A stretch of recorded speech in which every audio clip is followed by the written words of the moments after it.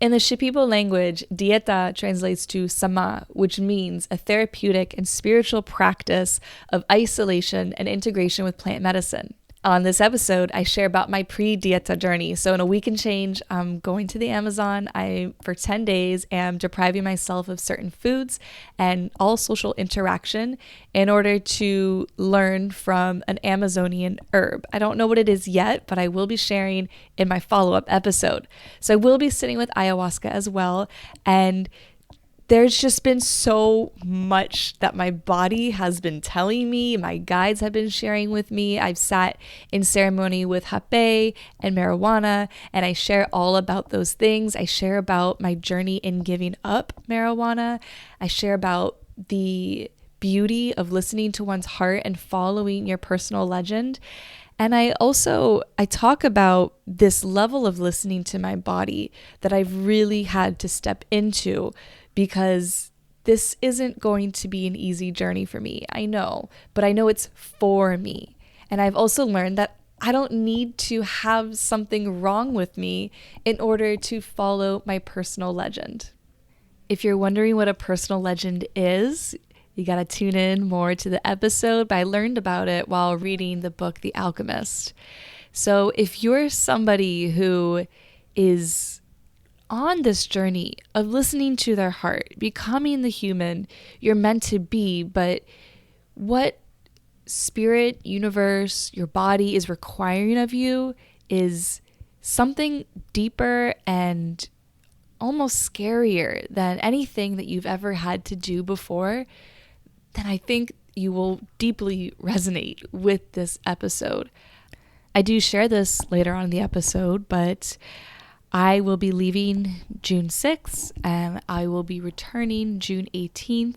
So during that time, there will be no podcasts. I won't be on social media. I'll be completely off my phone.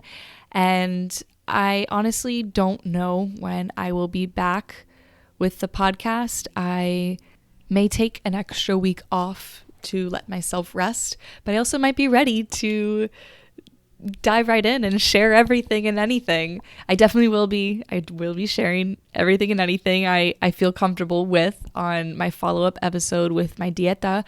But if you want to keep up with this journey, if you want to know when the next episode's coming, make sure you're subscribed, but also you can check out my Instagram in the show notes.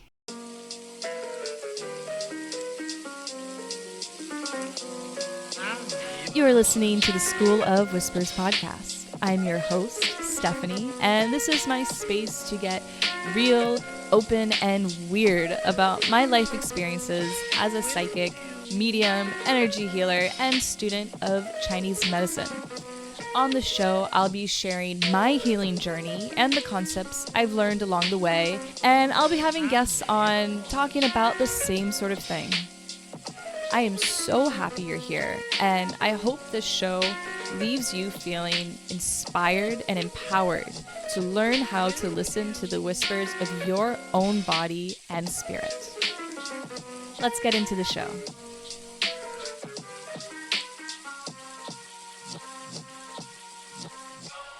Hello and welcome back to the show. If you're new here, welcome. If you are a returning listener, what is going on, my friend? Before I really dive in, I want to say thank you all so much who listened to last week's if you ever listen to a podcast, thank you.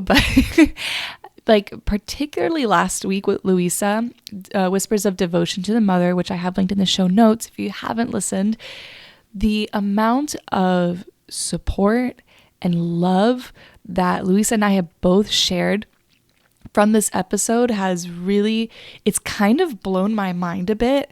I didn't expect it. And I think that especially Louisa's tribe of humans, it shows that when you selflessly give yourself to your dharma and to just be of service to others, the kind of tribe that it solidifies around you, it's like nothing else. And I find it so inspiring and just kind of heart opening, like a big blast wide open of seeing all these years, 12 years of doula work, and all that time also just being a part of circles and making meaningful connections. What kind of life that can really build for someone. So yeah, just sending you all so much love and gratitude right back for that one. Before I get into Pre-Dieta, I want to share. So actually, I did a whole ass podcast, an hour and 10-minute podcast on this 2 days ago. And I had therapy yesterday and everything changed. I was re-listening to it to edit it after therapy, and I was like, nope, this isn't it. And so here I am again, and we're going to see where this one takes me. I have so much. I feel that yesterday's therapy appointment was such a massive game changer for me because my body feels entirely different. And I'll get into that in a second. Before I do, I also want to share the guide that came in for this podcast. To be honest, guys, I've been having a hard time tuning in for myself. I mean, it's always kind of hard to tune in for yourself. It's definitely easier to tune in for others, but I have been very much out of my body and out of feel and into think. Granted, I'm towards the end of the semester. I dream in herbs. I dream in diagnosis and herbal formulas. So to give myself grace there. But there's a lot of reasons why I've been out of my body and I've been struggling to tune in for myself. So I decided to ask for help, and I opened up I have this book, Animal Power, by the shaman Allison Charles, and it's really a compilation of Allison Charles and also other shamans and leaders in just kind of like the animal nature space. And the page that I opened the book up to was that of the snake, which is pretty fitting for ayahuasca. Ayahuasca definitely, she has such a strong Kundalini energy. And if you are new to all things ayahuasca and just don't really know what I'm talking about and you feel like you want context, I do have linked in the show notes various episodes around ayahuasca and all of that stuff. But I'm just going to assume that you've listened, you know what I'm talking about, and keep going here. But the snake represents transcendence, transmutation, shedding the old, sexual fire, life force, and creativity. And I get chills reading that because that's just the theme of everything that has been for me in this past year, especially the creativity, the shedding the old. Oh my God. The shedding the old. And so she gives a power practice in this book, and one of these practices was visualizing yourself shedding old skin. And 2 days ago, I did the visualization of shedding the skin, and I didn't feel much different. And I realized that it took a couple of days for the snake for their energy to move through me, truly, for me to complete the shed.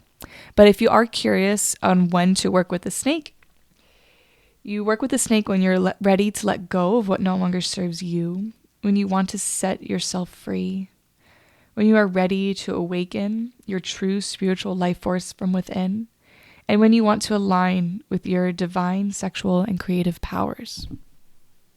It's just all on point. There's a lot. And I think I want to start. I've been reading The Alchemist, and and I'm on my second time reading it. But the first time I read The Alchemist was in 2017, and I changed my life. I was the boy. I was that version of the boy, Santiago. If you haven't read the book, it's about a boy who meets a king, Melchizedek, and the king helps him interpret a dream and tells him, this is your personal legend. Your personal legend is that thing, that your heart sings for every day, every night, first thing you wake up in the morning. And since you were a child, that dream you have of this life, and it's almost like, I don't know about you, but when I was a child, I didn't really specifically, until people prompted me to specifically dream about a certain thing. It was more of this feeling inside of my body, and this when I look at myself from this third person, who am I? It was more about that rather than what I do. It's like how I be.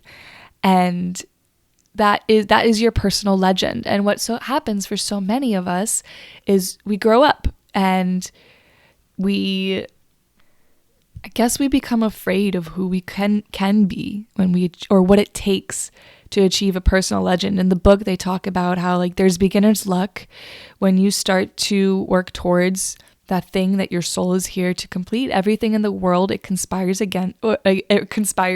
for you, not against you, for you. And especially in the beginning, gosh, the flow is so easy and there's so much beginner's luck. And then as you get deeper, what's required of you becomes deeper, and the path can become so difficult at times. And so I think what a lot of us do is we put that personal legend on the shelf. We choose comfort and stability, and we choose what we know because we're tired of the unknown, and we search for a fate that's anything else but our own. We become afraid of suffering, and the unknown can bring suffering. But there's this quote from The Alchemist that's really been helping me because I have been suffering a lot on this pursuit of my personal legend. And it's tell your heart that the fear of suffering is worse than the suffering itself, and that no heart has ever suffered when it goes in search of its dreams, because every second of the search is a second's encounter with God and with eternity. And so this avoidance or putting the personal legend on the shelf, it creates a fracturing, I believe. I believe it creates a fracturing of the mind, body, and soul. And yeah, when I first read The Alchemist, I noticed how I had fractured myself and I had put my personal legend on a shelf, and I did all of those things. And so that book inspired me to break up with my long-term boyfriend from high school. I was in college at the time, to go across the world to New Zealand and to take chances in a way that I've never done before. And here I am now. I mean, in New Zealand, I found myself. I found sisterhood and friendship that I had never had in my life before that point. And it was friendships of trust and true love without wanting anything from you. And then I found my husband. I found my husband when I went across the world in search of my personal legend. And so all of that being said, this trip that I'm going to be taking, this dieta, is a part of my personal legend. It's what I have been craving for as long as I can remember. And this quote here from The Alchemist, when I was reading it the other day, it kind of stopped me in my tracks. The quote is, "Making a decision was only the beginning of things. When someone makes a decision, she is really diving into a strong current that will carry her to places she had never dreamed of when she first made that decision." And if you have done ayahuasca before, if you are thinking about ayahuasca, she has this way of working with you that no other plant medicine, actually no, I think Kambo and Bufo. It's like these medicines that have a really strong energy, and a lot of people work around it. I believe that when people believe in something, and the more we speak about something and share stories across lineage and timelines and the internet, all of that stuff, it contributes to that entity of that medicine, that spirit. And so ayahuasca is just, she's always had a strong spirit, I'm sure, but man, it's grown strong now as she's been introduced into the West. And so once you sign up to really work with her and sit with her, She starts working on you. Ceremony begins right then and there. The day I signed up for this dieta, and it's very different from actually an ayahuasca ceremony. I'll get into that. But the moment I signed up for it, I was receiving very visceral downloads in my body. Immediately the ayahuasca dreams began. If I talked about it, about a month after, my friend Sasha, who is doing this adventure with me, we sat down together and we started talking about it, and I could see her twitching, and she has never done ayahuasca before, but I could see it in her. She's going through her own psychic awakening right now, and I could see her twitching and shivering. And for me, my vision started to really expand. Like when you sit with the medicine, your vision, or your not vision, your auditory, your listening goes like, yeah, and it's like all of a sudden you can hear the air, you can hear the bugs, you can hear everything. And my listening started to become strange like that. I started to get the swimmies in my body, and yeah, it's so strong, and it also pulls up so much from within. My friend sent me a funny meme, and it was this guy marching out of a cave and saying, "Oh, time to do another plant medicine." And from the cave, it was like this little monster saying, like, "Integrate me, bro." But for me, it was more of me saying, walking out of the cave, being like, "Wow, I'm so emotionally stable. I guess it's time to go sit in ceremony and to go within again." And there's this little ayahuasca monster crawling out of the cave saying, "You have not been emotionally stable. You've just been really good at numbing, and I'm gonna help you. I'm gonna help you pull up what's deep inside." So I'm so tempted to keep going with my path up to this point, but I want to acknowledge that not all of us exactly know what dieta is. So to do any big Amazonian ceremony, Amazonian plant ceremony, a part of the tradition is to sit in dieta, which is to start to do a certain diet and way of living before you sit with ayahuasca. It's not entirely necessary to do it, but it's definitely suggested. And at minimum, they suggest starting to cut things out within 2 weeks, and at least a day or two before. There's some things it's absolutely mandatory to cut it out just for your own safety, because this is a strong medicine, especially ayahuasca, and it can, like, there's an interaction with serotonin that the plant ayahuasca and chacruna, which is the vine, and there's other herbs mixed in the sticky juicy potion that one would drink when in an ayahuasca ceremony, but there is an interaction with the serotonin in your body. So the longer that you deplete your body of serotonin, the better it will be for the I don't know if better is the word, but the easier it will be on your system to receive the medicine, I guess. And guys, with the old caveat here, I am not a professional at this. Like, obviously this is going to be my first dieta. I've only sat with ayahuasca twice. I don't do extensive research like a medical researcher would do. If that's the kind of podcast you want, I suggest you go find somewhere else. I'm really here to share my story. I think the best way to learn is through stories, and like for me, the best way for me to get where I need to be is by sharing my story. And I also know that when I listen to podcasts where others tell stories, it's like I'm in it, and advice can be kind of annoying sometimes. It's like if I have a podcast and I'm looking for advice, sure. But if I get into a podcast and someone is just like telling me everything I need to do. And rather than using I statements, they're using you statements. I feel like they're bypassing their own story, because the things that we feel called to teach others are really the lessons that we are meant to learn. So the word dieta comes from a Greek word, which means a way of life. And this is information that I've pulled from the Psychonauta Foundation, which is where I'm going to be dietaing in Peru. So dieta, on their website, they say how it includes not only food, but also a way of being in the world, a way of thinking, relating to environment and others.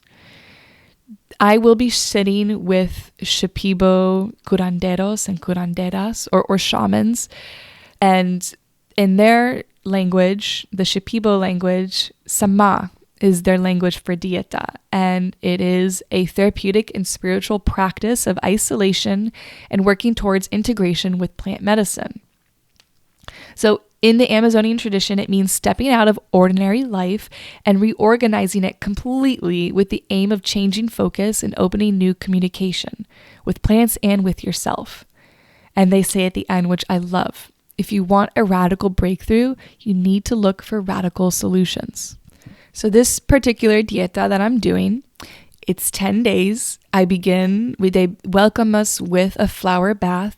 And something that was really important to me is they have male and female shamans at the center, because they are aware of some women were not comfortable receiving a man's touch. I know for me, that is really something that is difficult for me. I don't necessarily feel safe. And it's funny because my first ayahuasca ceremonies were with female shamans, and I had no idea. And it felt like it was just it was for me. It was for me. And so we start with the flower bath, and there will be some hands-on healing if one would like that on day 1. And then we will be escorted to our personal little tambo, which is like a little hut that's raised platform in the jungle. And then that is our home. We don't share it with anyone else. And throughout the entire 10 days, we will be receiving a meal twice a day.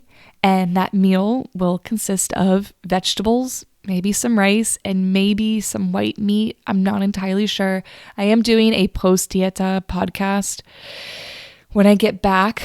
And so I will definitely tell you all the details, but there's no sugar. So there's no fruit, which to me, I didn't know that. No fruit, guys. There's no salt, which I have done that before in my previous ayahuasca dieta back in 2022. That was tough. But no red meat, and ideally no meat in general. And so this dieta, it's more than just, and I'll jump back into the food, but it's more than just a diet. Like I said, it's a way of life. And so you are not interacting with others. It is you and the plant. I was reading another blog post about dieta, and they said a dieta is an agreement between you, a plant, and your shaman. And so this specific one I'm doing is I am cutting out all outside influences, no books, no music. I'll bring my own drum, so I will play my own music. I will have my own art and my diary, and I will be creating and journaling all day, every day. And the only person I will be explicitly seeking to commune with is my shaman when I need help. But for the most part, I would like to just be with me and then my master plant. So night 2, we do ayahuasca. And then night 3, based on what happens within that ceremony of ayahuasca, the shaman will help us choose a master plant. And it's a non-psychedelic plant.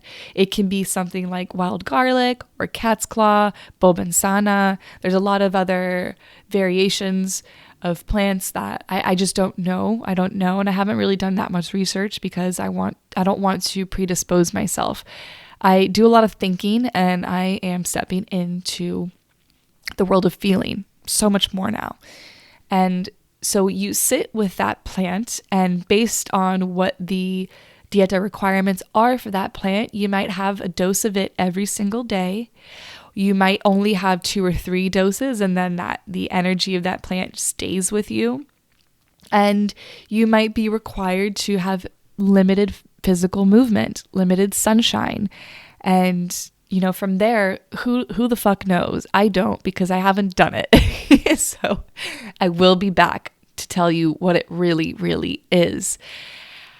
And yeah, it's hard. I see it as like I am depriving myself of everything that feeds my taste buds and my soul. All the things outside of myself, I am letting go of. The things outside of myself that tell me who I am, what I enjoy, what I seek. I'm letting go of all of that. I'm stripping myself bare so that I can know what does my body truly want? What is she saying to me? I have a lot of screams going on right now, and I'd really like to learn how to listen to their whispers, because they're screaming because I don't know any better right now, and I'm trying to learn. And it's through more than, I don't have to take these extreme measures per se. There's therapy, there's all these other things, but the truth is like I'm so curious. I want to do it because I want to do it. It's a part of my personal legend. I think that what I've been doing is I've been creating all these reasons of what's messed up with me. And I do that a lot. And my therapist was explaining to me that's kind of a trauma response. It is a trauma. It's not kind of. It is a trauma response. Over explaining myself, I'm looking outside of myself for validation and for permission. And what happens is a lot of people tell me, you're so hard on yourself, Stephanie. And at first, I always kind of avert my eyes, head down. Oh, you're right. I'm so hard on myself. But lately my inner voice is saying, no, you're not. You're not that hard. Actually, you give yourself so much compassion and grace. But I'm thinking, but why is that the message that's being shared with me?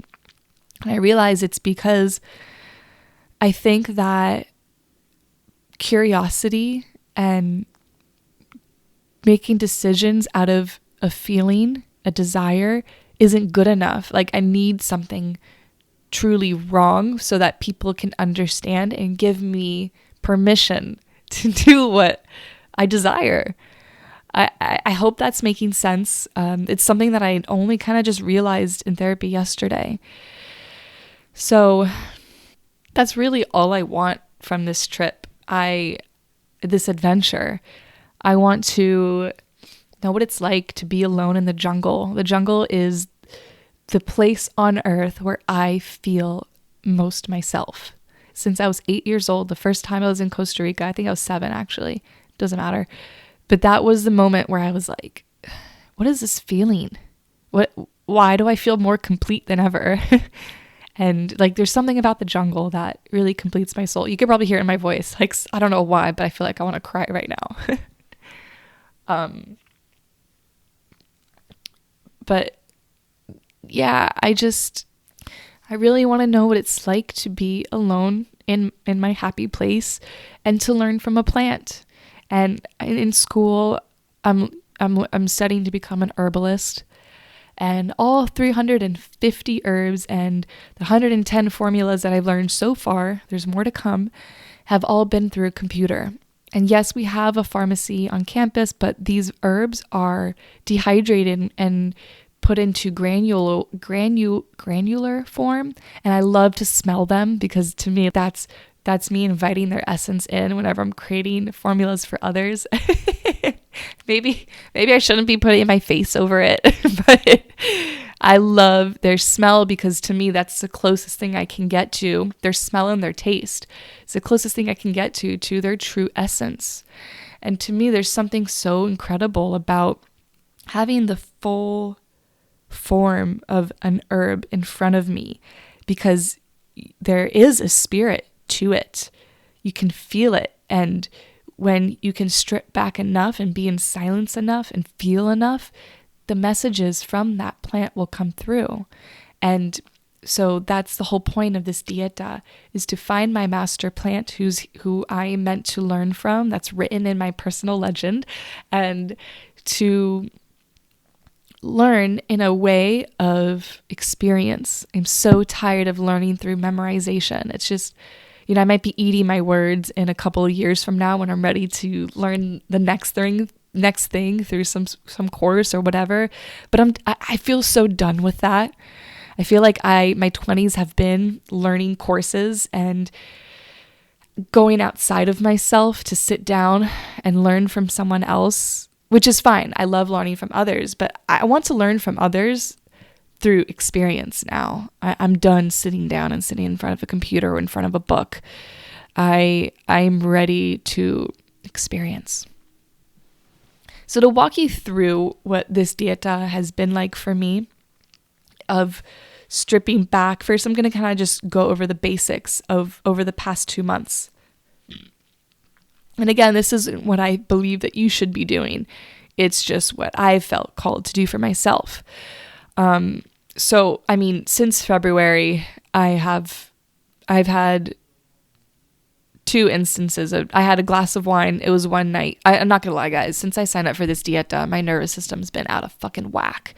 And I'll get into that in a little bit. But I have stopped drinking. And, I think that when it comes to being restrictive, sometimes for myself, I have to listen and understand, am I being restrictive out of a place of not feeling worthy or out of a place of fear, or is this for my higher good? So like recently I went to a wedding, and so I've stopped smoking about 3.5 weeks ago. And when I was with my family, something that my sisters and I like to do together is we like to get high and, high off of weed. And I had done this huge ceremony with myself. And I'll tell you guys the details about that soon as I walk myself up to this point. But I was struggling so hard. And in the past, when I've stopped smoking weed, it's usually after the first week, the habitual cravings, they reside, and it gets easier. But like for the reason of my nervous system being so dysregulated, and for so much, I've become so hyper aware of the conversations in my head and really the negative conversations, the limits that I've placed on myself, and the fear that, one, I feel towards my truest form, but also the fear that I pretend to have. Sometimes I pretend I'm afraid because I don't want people to think I'm on some high horse. I think that I grew up around people that were triggered by others' confidence in themselves, and I saw that, and something in me decided, well, in order to stay safe, and for me, safety is having connection and others around me. So in order to maintain that level of safety, I have to play small, and I have to pretend that I'm afraid of pieces of myself. And so it's like a game that I've been playing, and eventually that game or that role became true inside of me. And so I was really, really like just so uncomfortable, and so like that the habit, like for those who say, yes, marijuana is not physiologically addictive, but it's definitely habitually addictive. I think we don't give enough credit to dopamine pathways and habitual addiction when it comes to these substances. And yeah, I couldn't be around it. I couldn't be around it. And at one point I like sat with myself and I was like, Steph, come on. Like, what are we feeling here? Is this an unworthiness kind of thing that I'm sticking to? Or like, do I really need to stay away from cannabis? And when I sat down and I visualized what would happen if I smoked weed, I felt so disappointed. I felt so just bummed out that I did this big old ceremony for it. That was so powerful for me. And then how I had always visualized myself opening the door back up to cannabis was through another ceremony, that just taking a quick hit from a pen in the back of my mom's car. Sorry, Mom. It felt like I was letting myself down. And so from that point, I decided I'd allow myself to have an alcoholic drink at this wedding that I was going to in Miami. And it was fun. It was not spirits. For some reason, the spirits, like the liquor, does not feel good in my body these days. I immediately just do not like it. So I've just been sticking to like wine or champagne if I do have drinks. So yeah, basically what I'm telling you is like, I'm trying not to be super hard on myself with this. But 2 months ago, so back in April, I cut out sugar. I slowly started to taper off caffeine. I did combo, which really, really helped me with not needing caffeine. I really don't even crave it anymore. And sugar in the sense of like added sugar or artificial packaged foods. I started to have, like honey is my sweetener right now, and I'm having plenty of fruit because I love fruit and I crave it.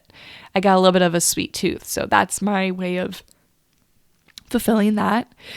And then I also just started to simplify my meals, little less dairy, less butter, a little bit here and there.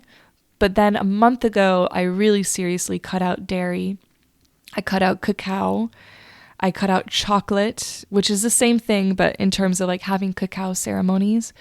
And again, it's because those are really strong serotonin inducers. And ayahuasca, when you receive ayahuasca, it floods your body with serotonin. And sometimes you can have serotonin syndrome when you already have a high level of serotonin in your body, and then it's flooded with serotonin from a substance. It can make you feel sick, or it can make your heart race. That's why you shouldn't be doing things like cocaine or ecstasy or whatever right before an ayahuasca, or cacao right before an ayahuasca ceremony. It's out of safety for your heart. What else have a month ago, I cut out red meat. And I did have my moon, so I did have my period, and I did allow myself some red meat right before, because again, I'm not here to suffer. I'm not here to earn the badge of she who suffered most. I'm just trying to slowly clean out my body and simplify everything. And yeah, I cut out weed. And then also like I'm no longer taking any like herbal protocols, like no more Chinese herbs. And so that's the physical aspect of all of this. You ready for the emotional?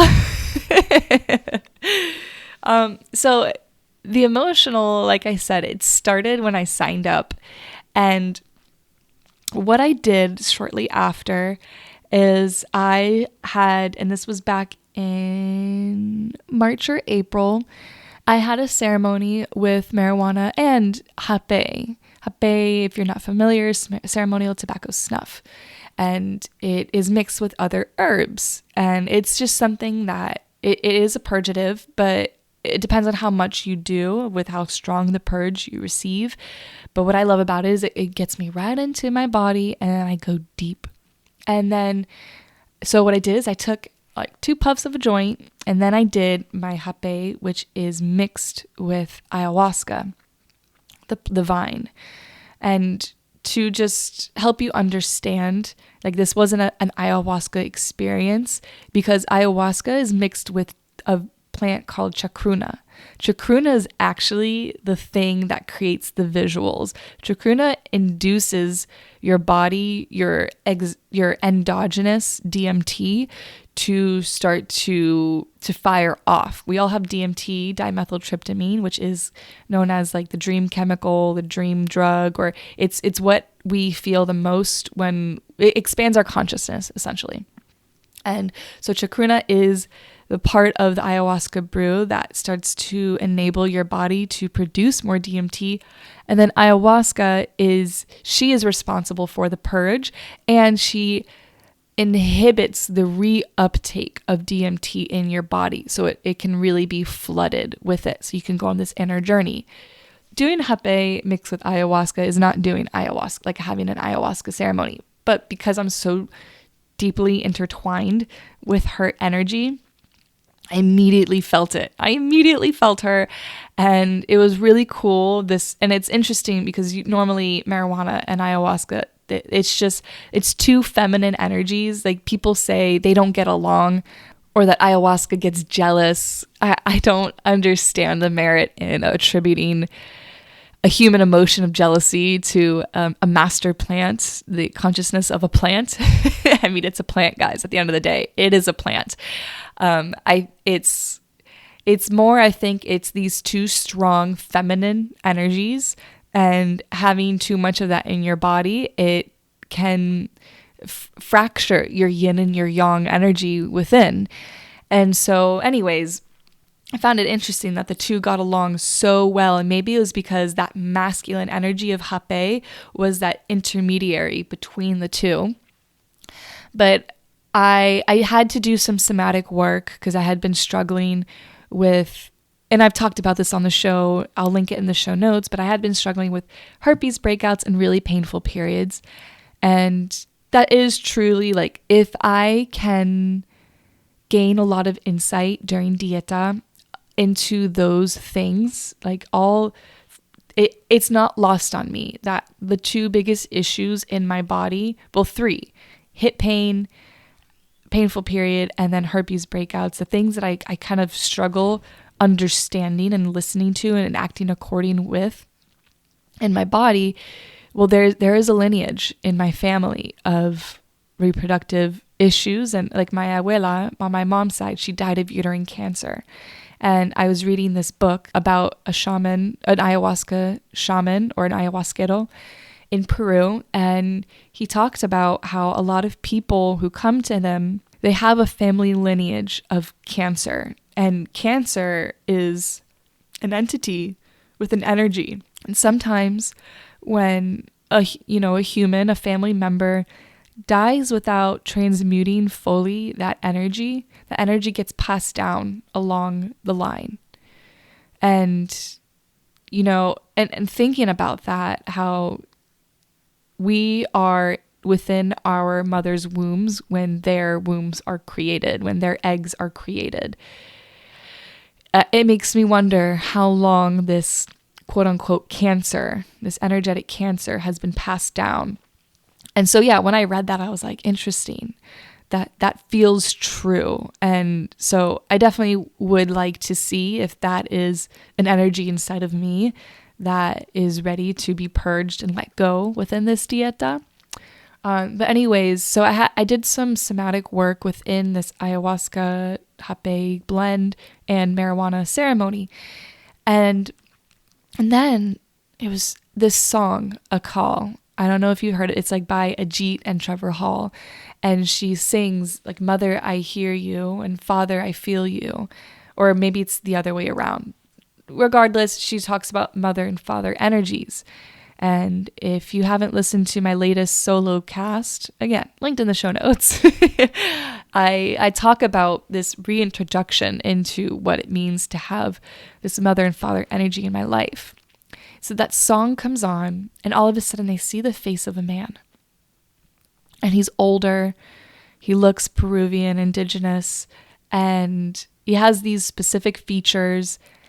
And I feel this bubbling up of emotion inside of me.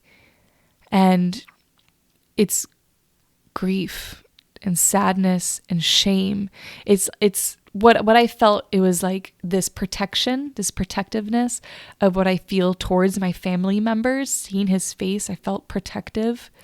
And then I felt like I had let him down. But, because this vision is clearly a mirror for me, something in me realized I had let myself down. And I didn't exactly know why. There was no reason, really. It was just all feeling. And then I was just filled with so much sadness and grief. And I'm crying a little bit. I have a hard time crying alone for whatever reason. So like the tears are starting to come. And then all of a sudden I felt like a hand was placed on my shoulder. And in my vision, in my inner vision, I saw a woman, an old woman who, again, looked indigenous. She had like very thin silver braids. And she was there on my left and he was there on my right. And saying this, I can feel them now. And there's something about them. They always make me want to cry.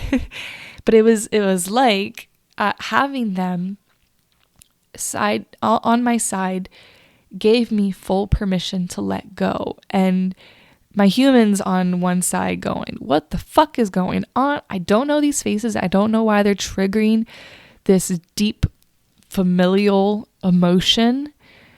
And I don't know why I'm crying. And then the part of me that's just fully in it. My body is shaking and sobbing and heaving this deep, deep shuddering cry.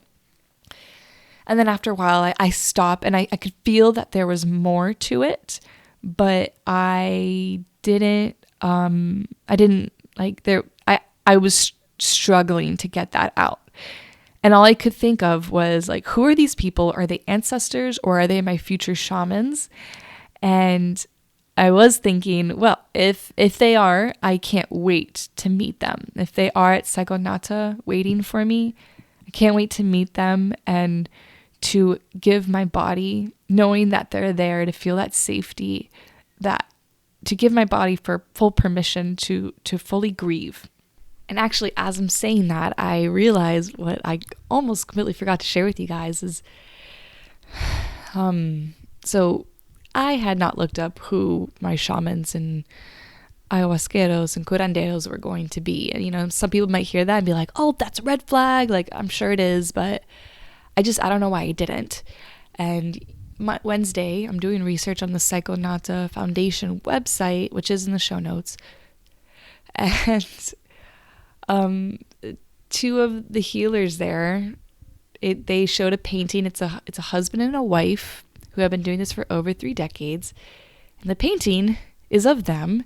And they are an older indigenous couple. And the moment I saw their faces, I was like, oh my God, it's them. It's them. It's the people I saw in my vision. I'm like, I got a swimmy belly and chills all over saying that. So they are there. They are there waiting for me. And who knows what they're going to be pulling out of me. When I first started this healing journey, I started doing these dynamic meditations, and I'm going to do a podcast about it very soon because I think this is something everyone needs to try. But it's not like an Om meditation. It's not a meditation of stillness. It's a meditation of expression. And the purpose of it is to activate your nervous system to allow things to come up. And then you give yourself a full amount of time to express what comes up and out. And then you process it through movement. And I thought I was going to cry the whole time. This was back in 2020. If you're an avid listener, you know what I'm talking about. But I thought I was going to be sad, but I was angry. I was fucking furious with myself and everybody I had ever known and loved. And I just cursed the world. And I remember just being destructive within that, safely destructive within that dynamic meditation. And after 30 days of doing that, I came to myself in a way that I had never come to myself before. But recently, it's like with this grief coming up, and I've been a little bit confused and feeling like in my thinking mind, I don't know what to do. And what my therapist said, she goes, I want to kind of start to phase out that I don't know what to do, because the mind doesn't necessarily know, but my body knows. And I need to trust fully the wisdom of my body in a way that I've never, ever done it before.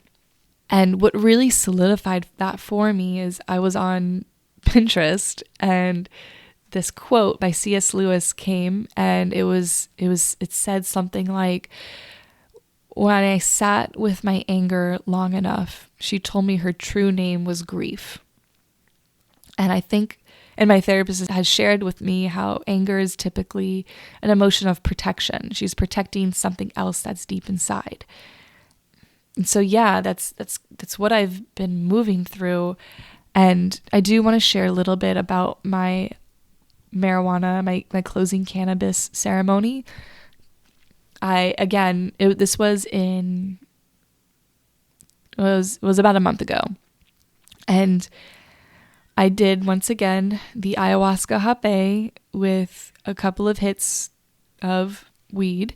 And I remember sitting there because I had been feeling just so much consistent fear and terror. I realized that a part of me believes that truly, what trauma is something too much too soon for the body to fully process.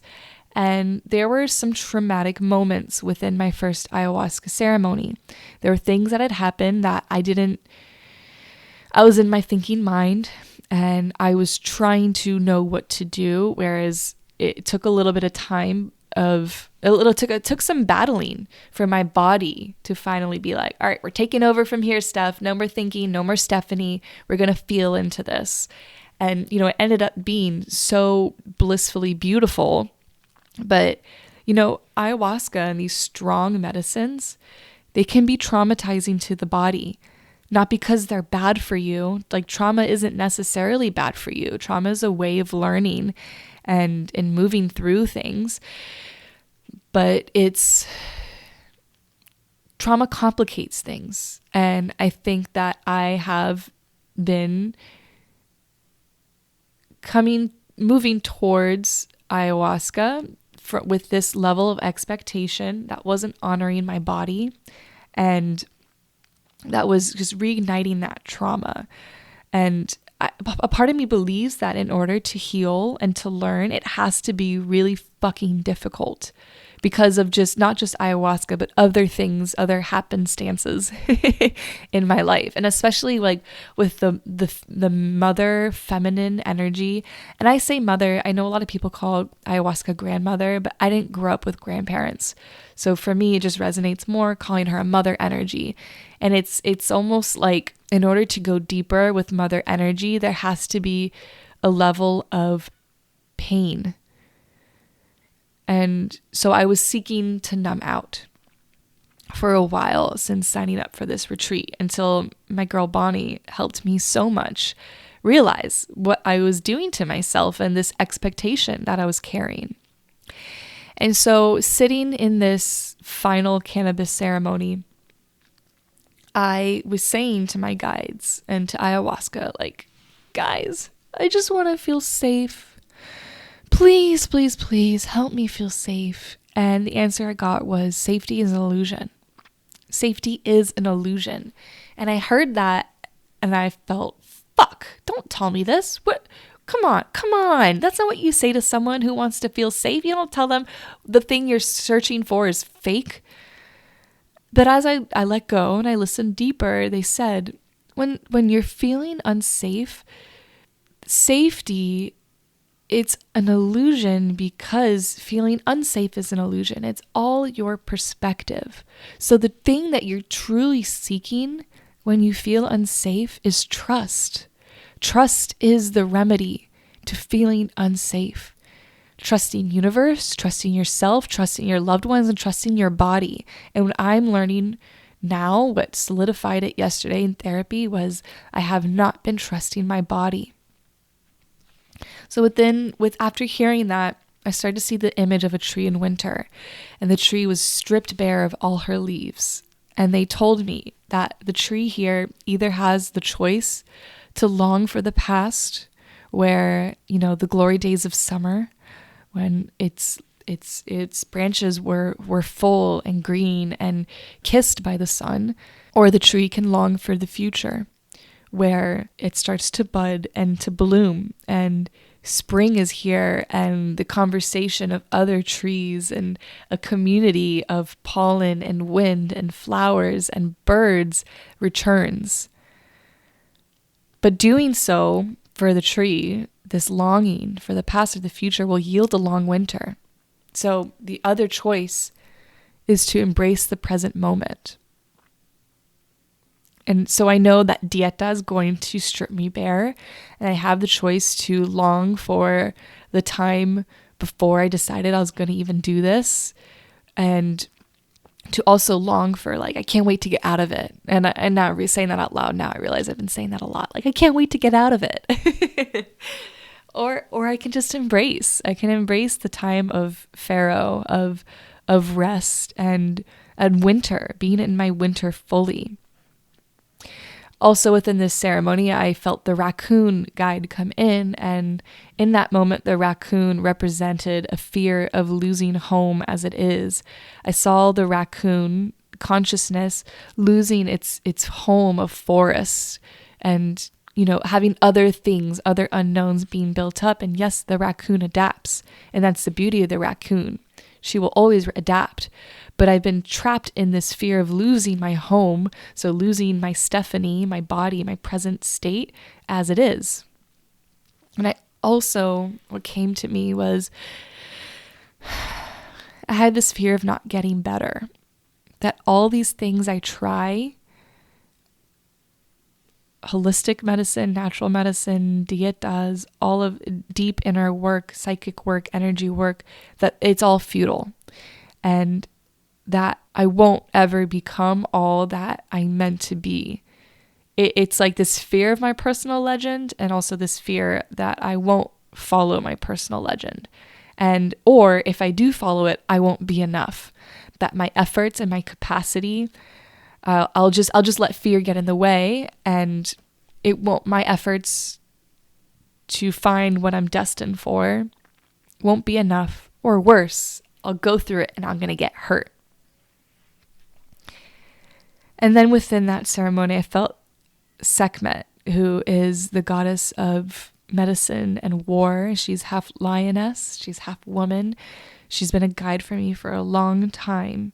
She came in and she said, Steph, when you're afraid, you become vicious. And it's like that viciousness is turned in on myself. I do become hard on myself. And that's how I know fear is getting in the way. Like, that's been my blind spot. When I'm hyper critical or becoming really, really restrictive on myself in my lifestyle in order to heal myself, that's a blind spot. And what I need in order to go towards where I'm meant to go is I need a foundation of respect and grace. So self-respect for my journey, for my personal legend, and grace for my shadows. Like, that's how this work goes. In order to move forward with discipline, because I love discipline, but I need a foundation of self-respect and grace. And then with that, I can have a healthy foundation of discipline. And then I can run or skip or walk or roll, fall, trip, whatever, towards everything that my soul craves and desires.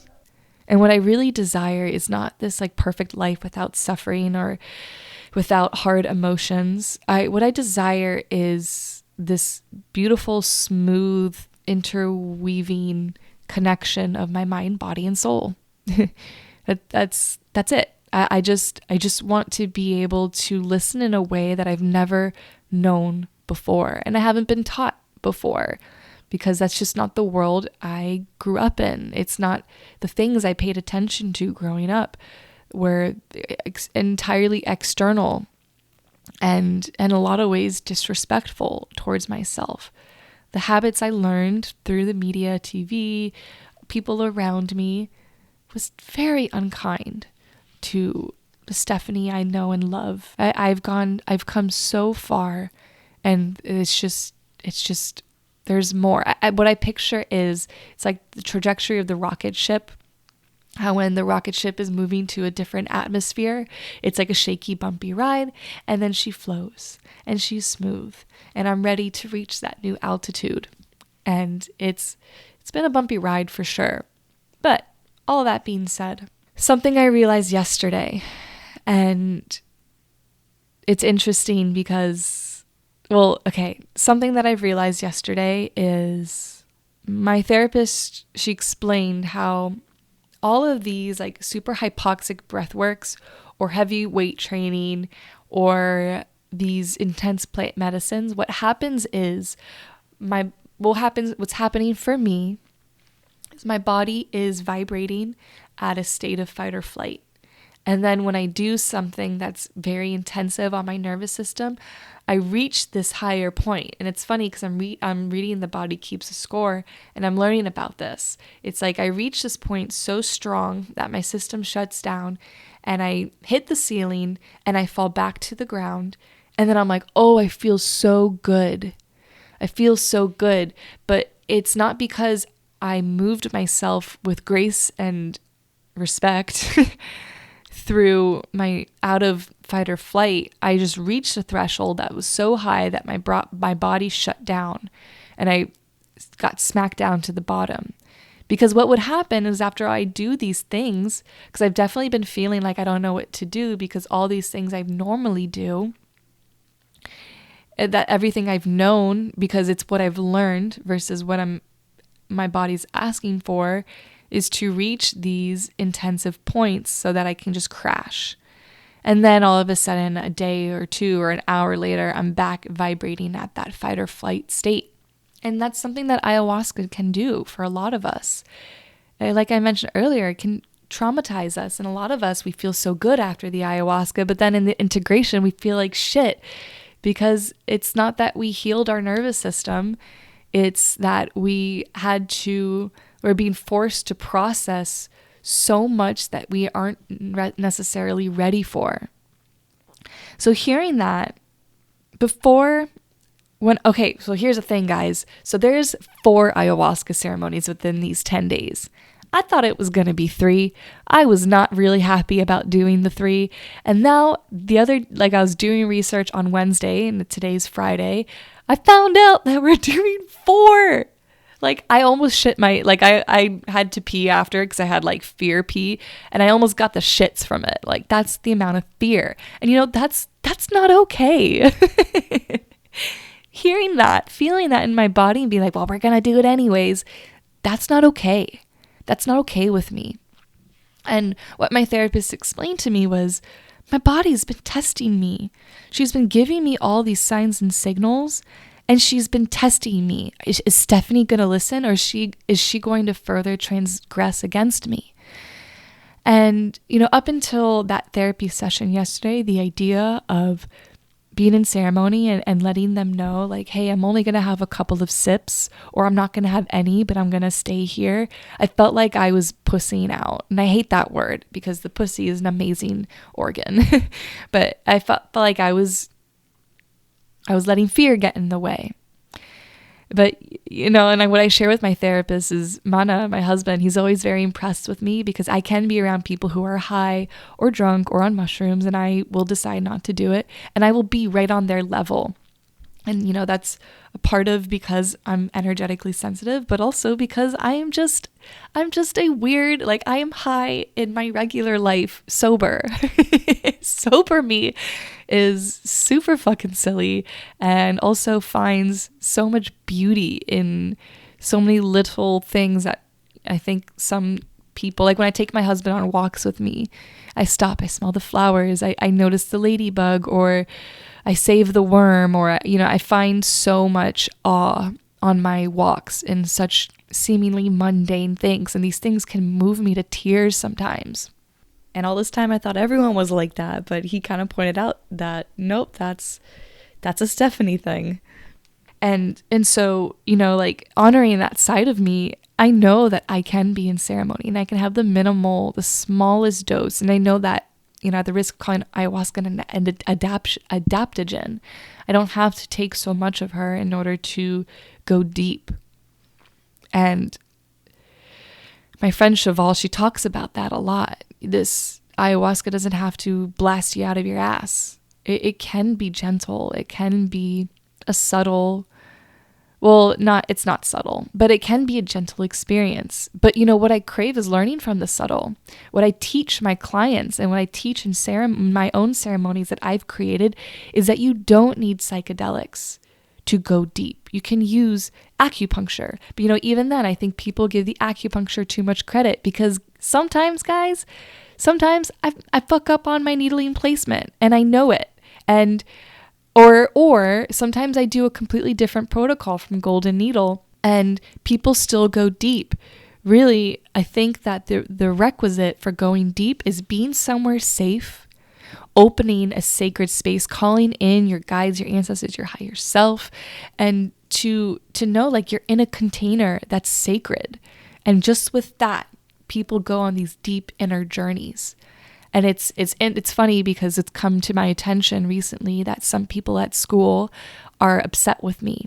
They don't know me and they don't understand what I do, and they think that I'm pushing drugs or pushing these hardcore psychedelics experiences on people, when the medicines I'm called to work with, which right now is Hapain, Sananga, and acupuncture, are really subtle. They're non-psychedelic.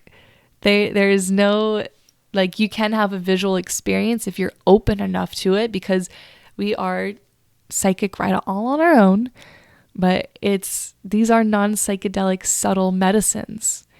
And it was so fascinating to me to hear that this is what people, because I'm so passionate and enthusiastic about the medicines that I work with. They see me as a drug pusher, when in reality it's so not necessary to do Hape or Sananga, to work with any herbal medicines, because we are the medicine. I was listening to the song This Place with Satsang and Trevor Hall, and Trevor sings, "What you're seeking is inside you." And that's really all these medicines that I feel called to do help with. It's to help strip me back so that I need less. I can help others go deep with less, to learn that the thing that you've been searching for all along is inside of you. All you need is conscious awareness. So anyways, all of a sudden, within that therapy session, my body just completely settled. All this vibration of fear, hearing someone else give me permission to receive what I want to receive, to say no when I want to say no. And like when she said, like, your body's testing you. It wants to know, is she going to transgress against us again? Oh my God. Hearing that was really powerful for me, because I know that. And another thing that she said actually was like, knowing that, like, oh, my body just wants to listen. And she doesn't want to hurt me. She just wants to talk to me. But the way that she speaks is through sensations. And because I haven't been listening for so long in my hip, in my womb, because for so long I haven't known how to listen, or I've been doing other things in which I thought was listening, which it really wasn't. Like, all I had to do was sit with it. I didn't have to massage it or press at it or needle it or cup it. Like, all I had to do was sit with these things. And, for the first time in weeks, I finally had a good night's rest. I didn't wake up at 12, 2, 3, 4 a.m. in panic, or having my hip cramping in so much pain, hurting, because for the first time I listened to her.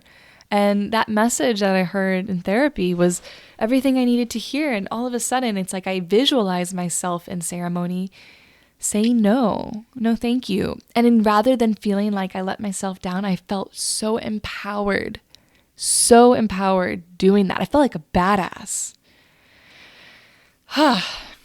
Which, yeah, I don't think it's really the message that a lot of people share when it comes to ayahuasca. I think every podcast that I've been listening to, it's kind of like Aubrey Marcus and Eric Godsey and Kyle Kingsbury.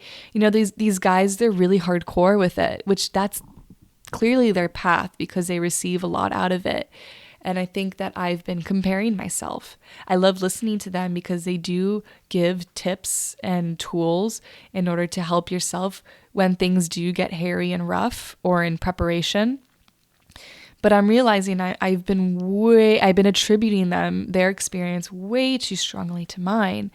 And it's so interesting that, in fact, my path is this gentle path. Like, I don't have to be like the hardcore shamans I read and admire. I can admire honoring Stephanie. I can admire myself for honoring what my body is asking for. And so I'm walking into this dieta with I haven't decided fully if I'm going to do every night of ayahuasca, and I haven't decided fully that I'm not going to do every night of ayahuasca. It's like I went from having all these intentions and all these obligations I put on myself to throwing everything up in the air, throwing all my intentions in the trash, and to just feel it out. I just want to feel it out. And that feels like the end of this podcast for me. Obviously, I will not be on social media starting June 6th through the 18th. And I'm going to be feeling it out. It seems to be my magic word right now on what I want to do from that point. So if you want to know what's going to be happening with the podcast, or what, if I'm still alive, you can find my information in the show notes. You can follow my journey on Instagram. And I might be publishing an interview, but again, I will keep you guys updated on Instagram. Before I do sign out, I want to leave you with this beautiful quote from the Alchemist that it changed my life a couple years ago, and it changed my life all over again. So the main character, Santiago, he's on a journey through the desert with the Alchemist, and he's moving through so many deep emotions and so much suffering within his own heart. And he's starting to distrust his heart. And the Alchemist, he keeps on propelling him forward to trust and listen to your heart. So at one point, the boy asks him, "Why should I listen to my heart?" And the Alchemist replies, "Because you will never again be able to keep it quiet. Even if you pretend to have heard what it tells you, it will always be there inside of you, repeating to you what you're thinking about life and about the world." So let's do ourselves a favor in this lifetime. Let's do the entire world a favor and follow that personal legend. You don't need to have a reason. It can be a feeling. Let your heart guide you. All right. I will be feeling your energy probably all the time while I'm out there. But you will be hearing my voice in a couple of weeks, sending you love, and I'm receiving that love right back.